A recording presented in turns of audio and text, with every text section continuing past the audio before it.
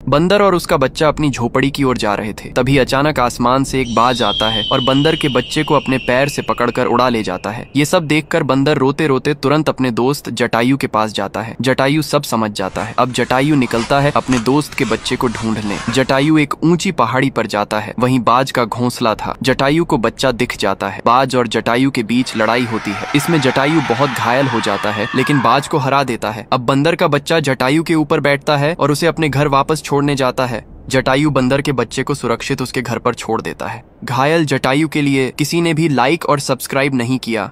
किसान आम के पेड़ से आम तोड़ता है, फिर घर ले आता है। किसान घर पानी पीने के लिए मटके में देखता है तो मटका खाली होता है। फिर किसान पानी भरने लिए मटका लेकर चल देता है। तभी किसान रास्ते में कुछ कबूतरों को देखता है जो भूख और प्यास से मर रहे होते हैं। किसान कबूतरों को बचाने की सोच लेता है और बाजार से एक पानी का पंप लेकर आता है और जमीन में लगा देता है। फिर पंप से बहुत सारा पानी निकलने लगता है और सारे कबूतर पानी पीते हैं। फिर किसान कबूतरों को आम खाने को देता है। कबूतर मजे से आम खाते हैं, लेकिन किसान रोने लगता है। फिर लाइक सब्सक्राइब नहीं किया।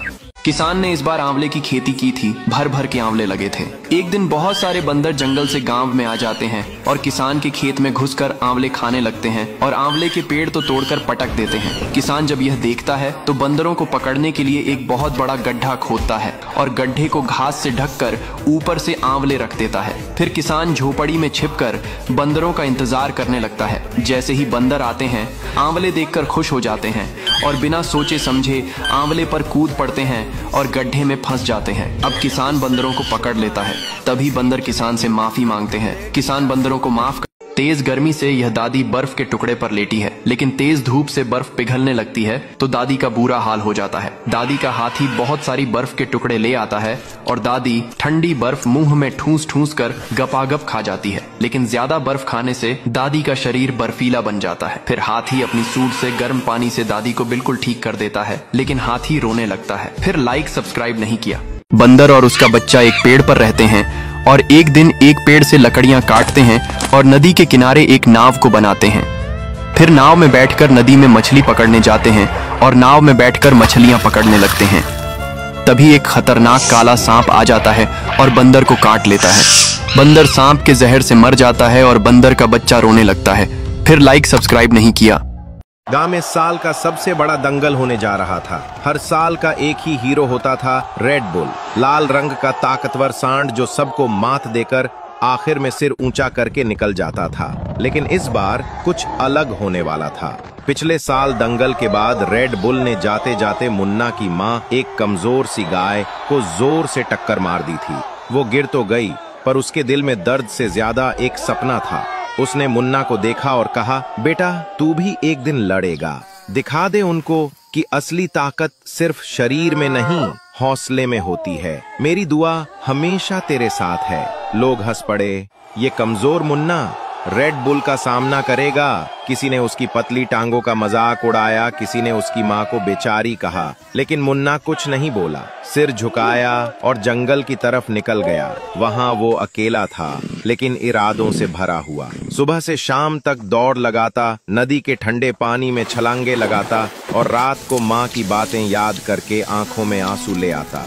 दिन बदलते गए और दंगल का दिन आ गया। मैदान गरज रहा था, लोग इकट्ठा हो रहे थे और बीच में खड़ा था रेड बुल, लाल, गुस्से से भरा, गरजता हुआ वो सांड। कोई भी उसके सामने नहीं आया। तभी एक सांड धूल उड़ाते हुए मैदान में आया। जली हुई नजरें, सीना चौड़ा। लोग घबरा गए।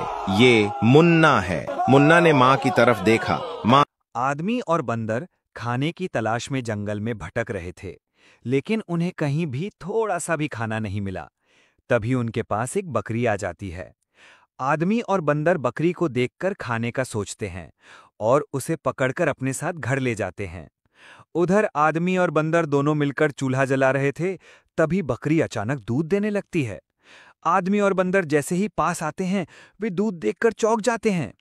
फिर आदमी और बंदर दोनों मिलकर बाजार में दूध बेचकर ढेर सारा खाना लेकर आते हैं।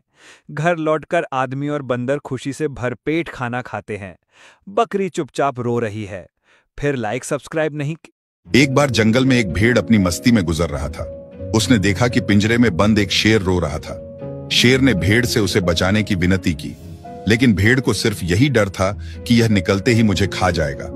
लेकिन शेर ने कसम खा ली कि मैं तुझे नहीं खाऊंगा। फिर काफी समय सोचने के बाद भेड़ ने रहम दिखाते हुए शेर का पिंजरा खोल दिया।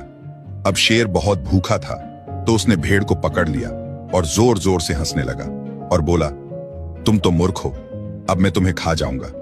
तभी उधर से जंगल के बाकी जानवर भी गुजर पड़े और सबने जानना चाहा कि आखिर हुआ क्या है।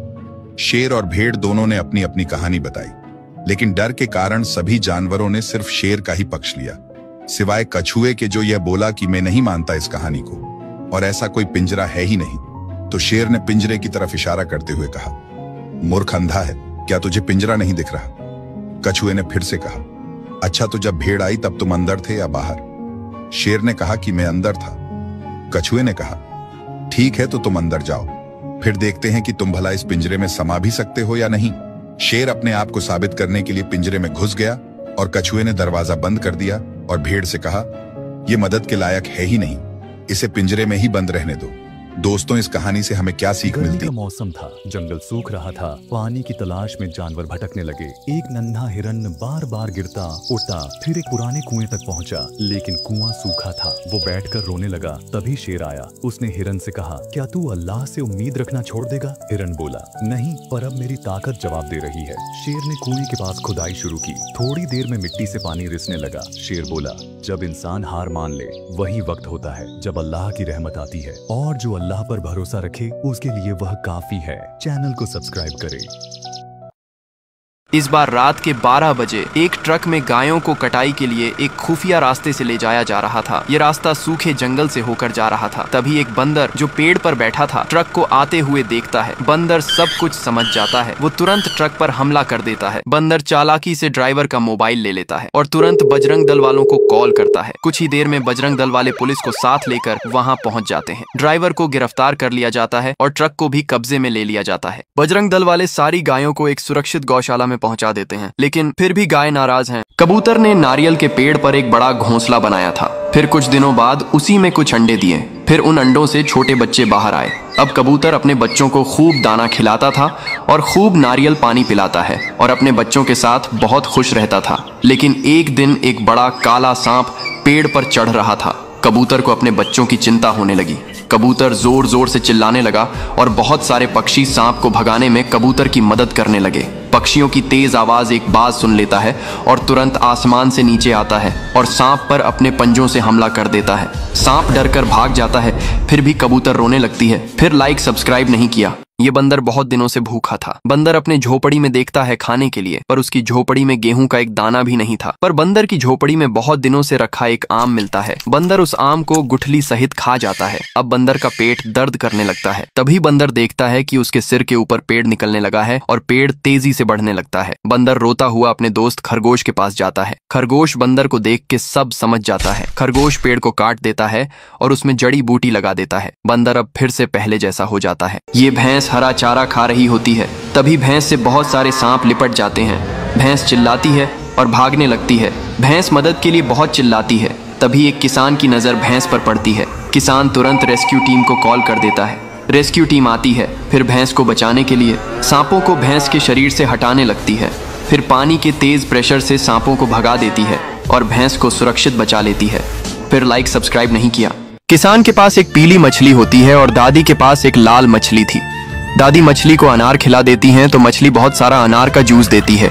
किसान अपने मछली को आम खिलाता है, लेकिन मछली जूस नहीं देती है, तो किसान उसे जूस देने वाली दवा पिला देता है। ज्यादा दवा पीने से मछली मर जाती है और किसान रोने लगता है। फिर लाइक सब्सक्राइब नहीं किया।